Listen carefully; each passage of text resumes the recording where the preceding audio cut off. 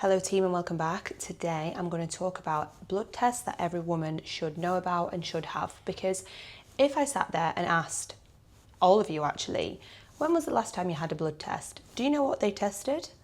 Do you know what it meant? Or potentially what's missing out of the blood test that you actually need? Most of you will probably say you have absolutely no idea. But don't worry, it's not your fault. It's just because nobody has ever explained it to you properly when they should have. You go to the doctors, they say everything is fine, and you put your trust in them to believe them as they are the medical professional that everything is okay and everything looks normal as such. And despite you having those bloods done and them telling you everything looks normal, you still feel tired, bloated, not like yourself, and you know something is off. So in this video, I'm going to break down blood tests all women should have done, just so that you can go and advocate for yourself and know what's going on inside of your body. Now, before we get started, there is one thing that I really want you to understand and remember. Most standard blood tests are actually designed to detect disease, okay?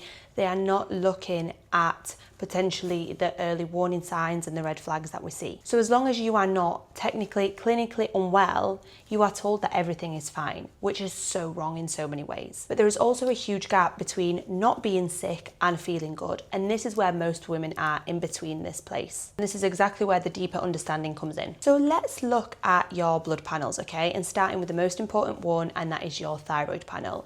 And this is the most important one because this little butterfly-shaped gland controls your whole body, your systems, your metabolism, your energy, your temperatures. It controls everything, including all your other hormones. Yet most women will only get their TSH tested when they go to the GPs. That is a standard testing, which doesn't actually give us even a quarter of the picture of what's actually going on. So when we're looking at thyroid testing, and if you've viewed my other videos previously, you will know that you would need to have your TSH, your T3, your T4, reverse T3, and both antibodies for a full thyroid panel. And it's important because, like I said, it controls your energy, metabolism, hormones, and your overall weight. And obviously you can have symptoms for years before anything shows up on this standard test that your GP runs, which is normally just your TSH. Whereas antibodies in particular are telling us that your immune system is attacking your thyroid, and that normally happens before your thyroid starts to pack in. And this is exactly how conditions like Hashimoto's get identified early on. So now let's look at your iron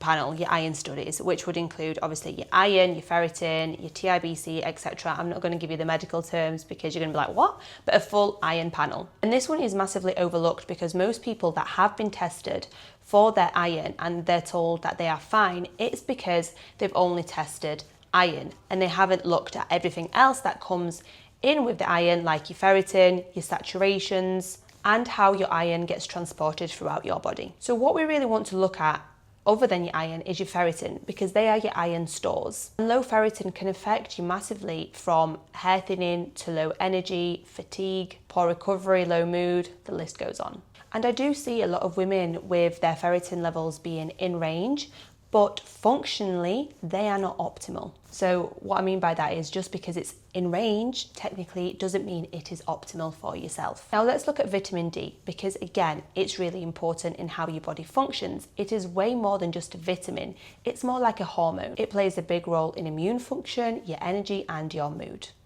Low vitamin D is incredibly common in people because most people these days spend time indoors, so they lack the natural vitamin D, especially if you live somewhere in the UK and it's raining, you stay inside, so you're lacking that vitamin D, whereas people that live in hotter countries where they spend more time outdoors have a little bit higher levels of that. And again, when your GP looks at your vitamin D, they might say you're fine because they are in range, but they might be on the cusp and they will still tell you that they are in range, but functionally they are already low. Now let's look at insulin, because this is a big one for fat loss and your hormones. Most people only ever look at glucose, but insulin tells us so much more, because high levels of insulin can lead to weight gain, higher cravings, unstable blood sugars, energy crashes, and hormonal imbalances as well. What's really important to remember is that you can have normal blood sugar levels, but you can still be insulin resistant. This is one of the reasons why women struggle with fat loss. Now, let's look at cortisol, because this is one of the biggest stress hormones. And we know that if stress is high,